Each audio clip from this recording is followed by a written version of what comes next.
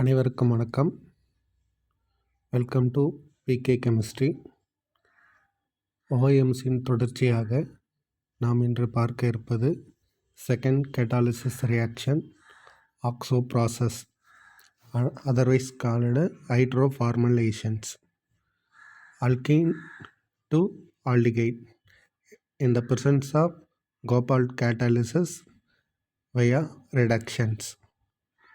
இந்த இடத்துல வினைவேக மாற்றியாக CO2 CO8 ஆக்டா கார்பனைட் டைகோபால்ட் கேட்டாலிசிஸ் யூஸ் பண்ணுறோம். ஆனால் இங்கே டைரெக்டாக CO2 CO8 ரியாக்ஷனில் இன்வால்வ் ஆகாது, மாறாக ரிடக்ஷன் இன்வால்வ் ஆகிட்டு 4 கார்பனைல் குரூப்ஸ் ரிமூவ் ஆகிடும். தேர்ஃபோர் HCO அதிலேருந்து மீண்டும் ஒரு கார்பனைல் குரூப் ரிமூவ் ஆகிட்டு HCO3. இதுதான் active catalysis of the oxo process. இதனுடைய அணைவு எண் 4. This is a 16 electron catalysis. இந்த ஆக்சோ ப்ராசஸோடைய கோபால்ட் சைக்கிள் ஃபார் த ஏக்-ப்ராஸ்லோ லூப் பார்க்கலாம். First step alkene insertion, second step migratory insertion, third step carbonyl insertion, fourth step migratory insertion, fifth step oxidative addition, sixth step reductive elimination. முதல் படியில் HCO3 ஒரு அல்கைனோட coordinate ஆகுது. இந்த இடத்துல cobalt ஆனது அல்கீனுடைய double பாண்டோடைய bond formation நடக்குது. அப்போ இது ஒரு ஆர்கானோமெட்டாலிக் லிங்கேஜஸ். இதிலிருந்து ஒரு ஹைட்ரஜன் முன்னாடி பார்த்து நம்ம வில்கின்சன் கேட்டாலிசிஸ் நடக்கிற மாதிரியே இங்கே மைக்ரேட்டிவ் இன்செக்ஷன் நடக்குது. ஆனால் வில்கின்சன் கேட்டாலிசிஸில் தேர்ட் ஸ்டெப்பில் தான் இந்த மைக்ரேட்டிவ் இன்செக்ஷன் நடக்கும். இங்கே செகண்ட் ஸ்டெப்லேயே ப்ராசஸ் நடக்குது. தேர்ஃபோர் இந்த migrative இன்செக்ஷன் முடிச்சிட்டோன்னே அல்கீனானது அல்கேனாக உருமாறுகிறது. Third step carbonyl add ஆகுது. இதிலேருந்து 16 18 எலக்ட்ரான் ஸ்பீசியஸாக மாறுது. ஃபோர்த் ஸ்டெப்பில் மீண்டும் இந்த அல்கேன் ஆனது கார்பனைல் காம்பவுண்டோட இடையில் மைக்ரேஷன் இன்செக்ஷன் நடக்குது. தேர்ஃபோர் ஃபிஃப்த் ஸ்டெப்பில் another hydrogen insertion takes place.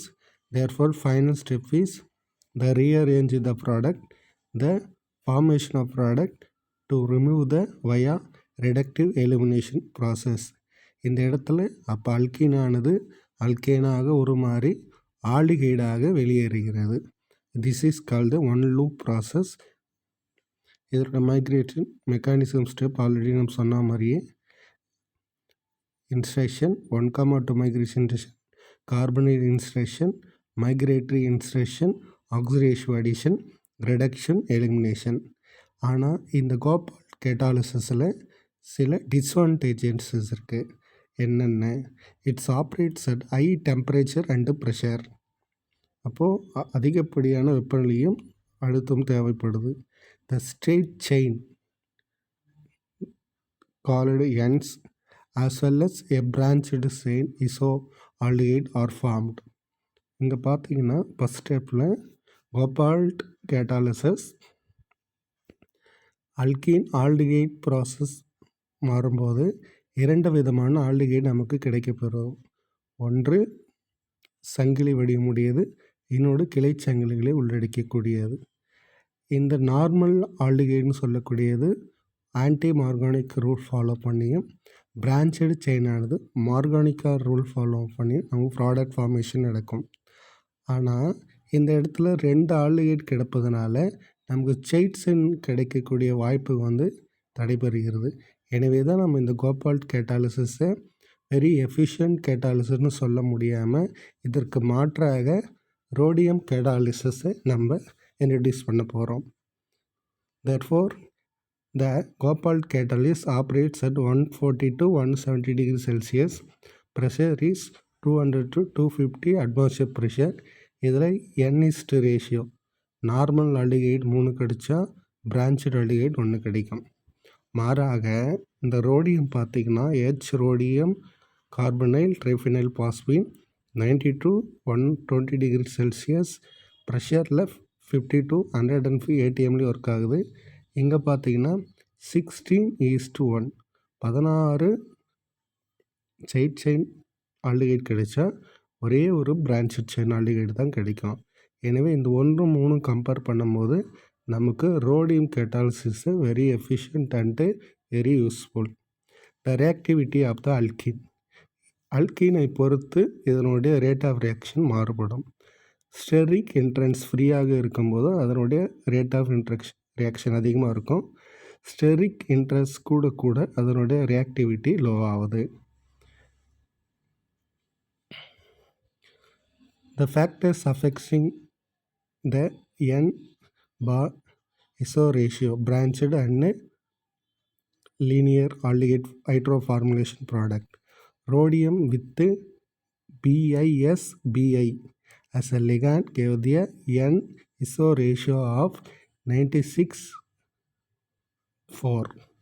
When the diphenyl phosphine groups in BiSB are replaced with dibenzophosphate units, is result in a N/iso ratio 99:4:0.6. The larger natural bite angles in the vicinity of the 120 degree favor the higher N/iso ratio of the hydroformylation product. இந்த BiSBi அப்படின்னா நம்ம முன்னாடி சொன்ன மாதிரி Wilkinson is a chiral ligand. இதனுடைய ரேஷியோவில் 96% நமக்கு linear aldehyde தான் கிடைக்குது. இது எப்போனா ரோடியம் கேட்டல்ஸில் ஒரு டைஃபினில் பாஸ்பீனுக்கு அமைதில் இந்த லிகாண்டை நம்ம மாற்றி அமைக்கப்படும் போது. The use of phosphate ligand instead the phosphine also lead the higher normal aldehyde. The percentage of linearity obtained for triphenyl phosphine and